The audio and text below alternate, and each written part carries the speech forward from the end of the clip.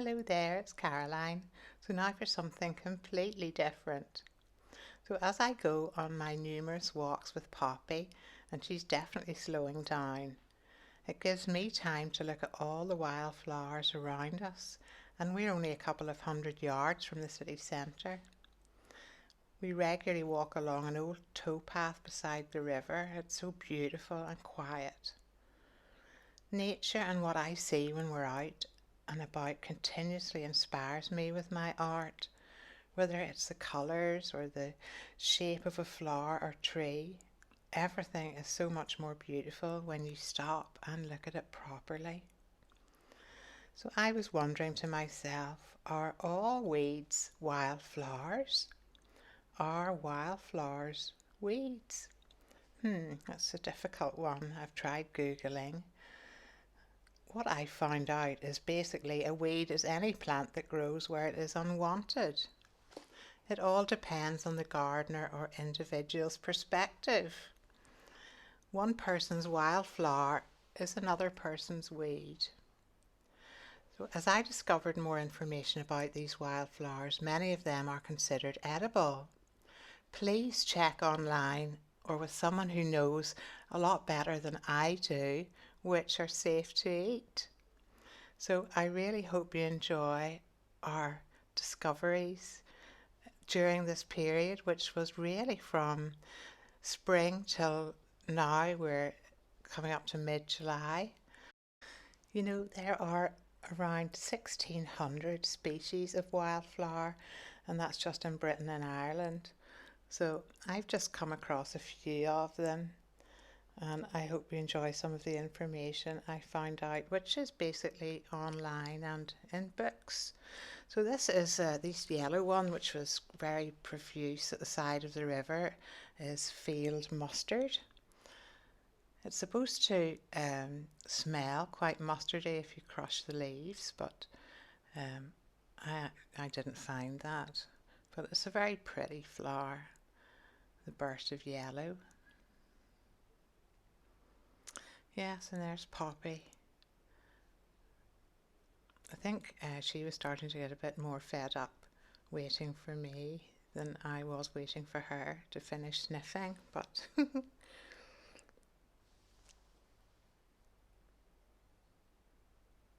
it's such a beautiful day. It does make things nicer if the weather's good.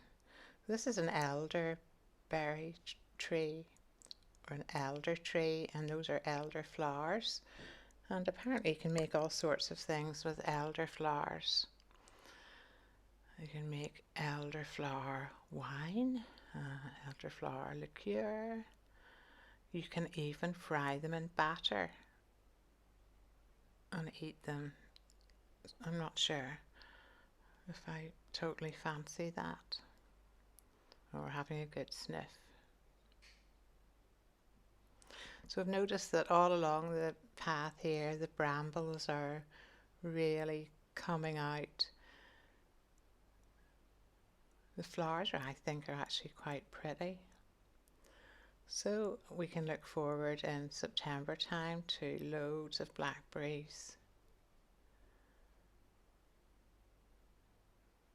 Blackberry and apple pie.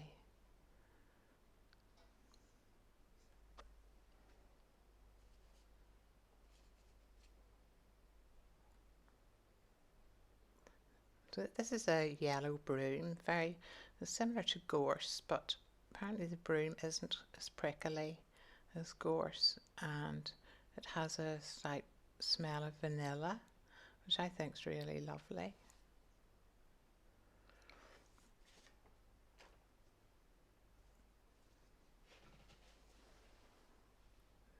So much of the cow parsley. I used to bring quite a bit of that home, and it presses really well.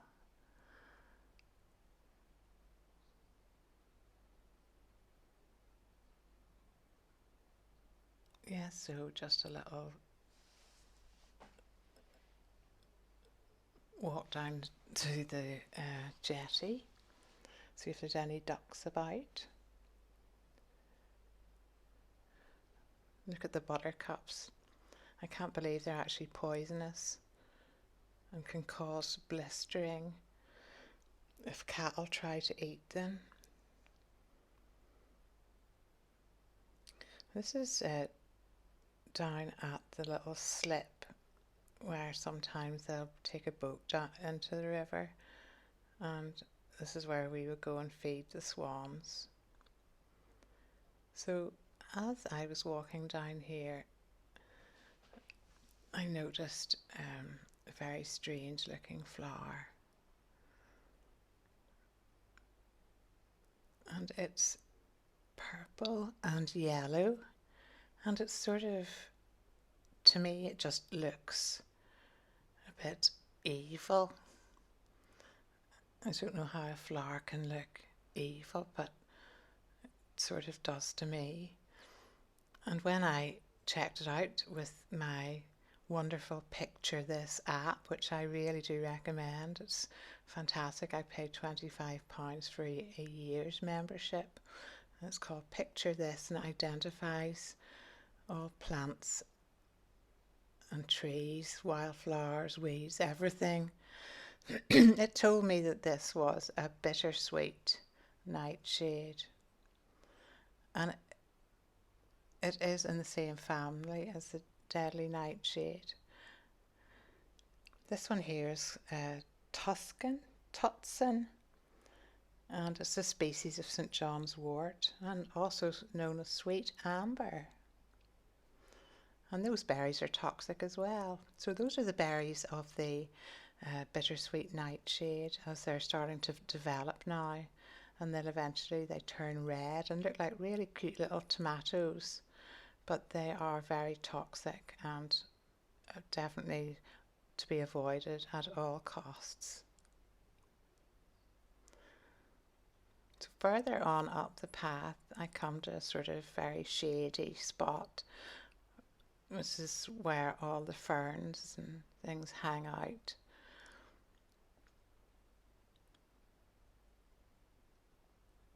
I love this so much. The ferns are so beautiful. And look who's here, a lovely furry bumblebee on the clover. And he is so happy. Clover is just a wonderful source of nectar for the bumblebee.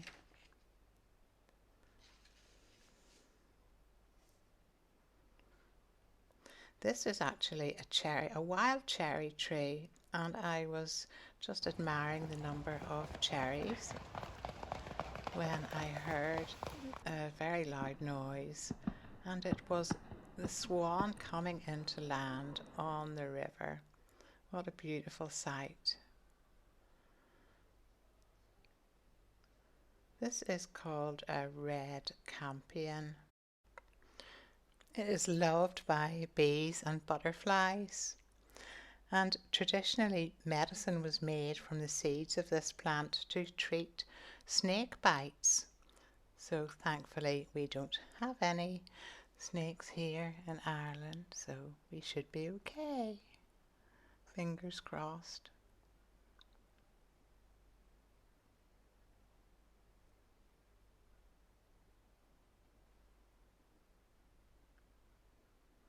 This next little flower that I came across, I'm not sure how I managed to see it, it's so tiny. It's called a Starwort, and it is so tiny. It looks like it's got 10 petals, but it's actually 5, and each one is deeply lobed. But it is so pretty, and it's only one place in the whole length of the towpath that I found it growing. It's got little stamens, that like red stamens, and it is so delicate. It really is beautiful. It's a perennial herb, nice in salads apparently. This is Feverfew, and traditionally Feverfew was used to treat fevers and other inflammatory conditions. Although I wouldn't really trust anything till it was properly scientifically explored. This is shiny geranium, which I loved the red stems of this, so beautiful. This is another one that's supposed to have healing properties. It's actually called Selfheal, and what it says it will do for you is totally unbelievable. It was definitely worth checking that one out online. This is in a car park, just literally 50 yards in front of where I live. This is a beautiful little flower. It's Kenilworth ivy is one of the names for it. There's so many different names. And look what I've spotted, my very, very favourite. This is a field forget-me-not. It's so pretty. It's so tiny. And there was a mass of them here. They are so gorgeous. And here is a little path behind the Sainsbury's petrol station, and I found these lovely flowers. Some of them were the very pale and some were the purple, pale, lilac, absolutely gorgeous.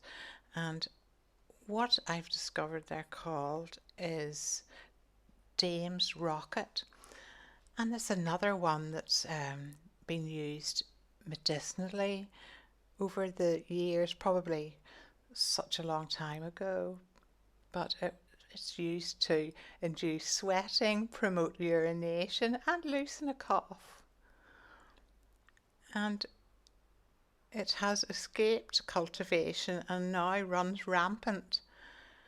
But I just thought it was the prettiest thing that I'd ever seen. Apparently it gives off a lovely smell in the evening time. Not during the day, but just in the evening. Now this is later on. This spring is gone and the cow parsley's all died off. This is ground elder, which to me has replaced the cow parsley slightly, and it's very pretty too, but it is very invasive. The little yellow one here is called Smooth Hawksbeard, and it reminds me of dandelions, but it's not. It's Smooth Hawksbeard, and it's smaller than a dandelion and so pretty. Now this is on that path behind Sainsbury's. I'm not getting anything for promoting them. And there was a clump of what I thought was looked a bit unusual, so I got up close, and there I found this incredible looking yellow flower, which is called bird's foot trefoil. And here we have a very tall purple plant, which is called Rosa willow herb, and it was just growing so profusely at the side of the motorway. And it would be one of the first plants to emerge after a wildfire, so I discovered. And this one is called Germander Speedwell. Germander Speedwell. And it's a good luck charm for travellers. And it can be seen along roadsides, just at the side. It's a tiny, tiny little flower. And bumblebees love them for their nectar. It's just a really pretty flower.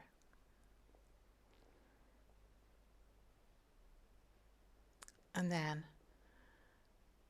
here we have the dog Rose. That's all, they're finishing now, but how pretty they are, and the smell is just absolutely wonderful. So they're full of vitamin C apparently, and they are so good for you, ever so good for blemishes and wrinkles. And a very prickly thistle. There's a lot of those about at the moment, and the bright purple on top I think looks amazing. And then of course one of my favourites from earlier in the springtime is this is the English Bluebell, which is now a protected species in the UK, so you're not allowed to go digging them up. I think it's okay, you can pick one or two stems, but that's about it. And then of course poppies, there's so many poppies all over the place. Their seeds must just get carried in the wind and deposited by birds and things, and they're just so pretty. And so many more seed heads coming, so hopefully next year there'll be even more. So loads of those growing all beside the canal. This is another, I love them all, but this is a favourite cuckoo plant. It's supposed to be called that because it comes out at the same time as a cuckoo bird appears, although I can't say I've ever seen one of them, but they are so pretty. Pale lilac colour. You really need to know where to find these wildflowers because they're not everywhere. And then just to finish off, the dandelion clock, which has inspired me so much. I've painted this. I've even put one in resin, which was interesting. Every tiny little individual seed head is so immaculately placed inside this furry globe. Absolutely a wonder of nature. Thank you. See you soon. Bye.